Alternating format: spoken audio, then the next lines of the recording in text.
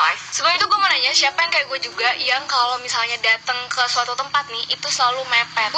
Gue karena kecerobohan gue itu, karena sifat gue yang suka datang mepet sama waktu yang udah ditentuin, akhirnya gue ketinggalan pesawat. Ini kejadian waktu kemarin pas gue ke Bali, itu pas pulang dari Bali ke Jakarta. Pas kemarin ke Bali itu gue pulang duluan bersama 4 teman gue lainnya, dan yang pulang naik pesawat bareng di hari itu juga tuh gue berdua doang nih sama salah satu temen gue. Tapi kita beda tujuan, gue kan ke Jakarta, kalau temen gue ke Jogja, dan kita beda jam. Temen gue tuh jam 16.30-an, kalau gue jam 15.30. Itu kita makan dulu, jadi kita beli oleh-oleh, habis itu makan. Tuh udah kelar makan di jam 1 lewat, cuma karena ngobrol kelewatan. Tadinya gue udah mikir kayak setengah 2 cabut dari tempat makan buat ke bandara, jadi nggak apa-apa lebih nunggu lama di bandara dibanding gue harus buru-buru.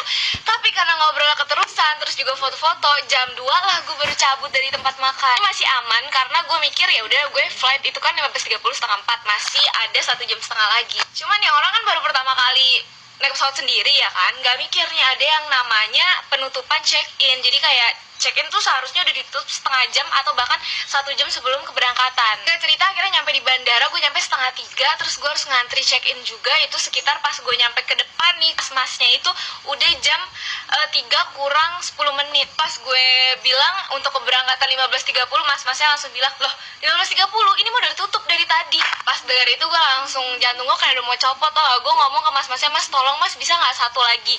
Gue tuh udah bergetar, ngomong udah bergetar, udah pengen nangis. Itu gue panik, gue langsung nelfon bapak gue sambil nangis-nangis. Pertama kalinya gue nangis di depan umum. Gue nggak peduli orang-orang pada ngeliatin gue tuh, yang di bandara pada lalu ngeliatin gue teleponan sambil nangis-nangis. Kalinya juga gue nangis di depan umum selama itu kayaknya sejam deh. Pokoknya selama gue ngurus tiket. Jadi akhirnya gue harus beli tiket baru lagi 1,1, yang padahal tiket sebelumnya 1,2. Jadi kayak duit gue main sia-sia, dan gue bener-bener nangis parah itu.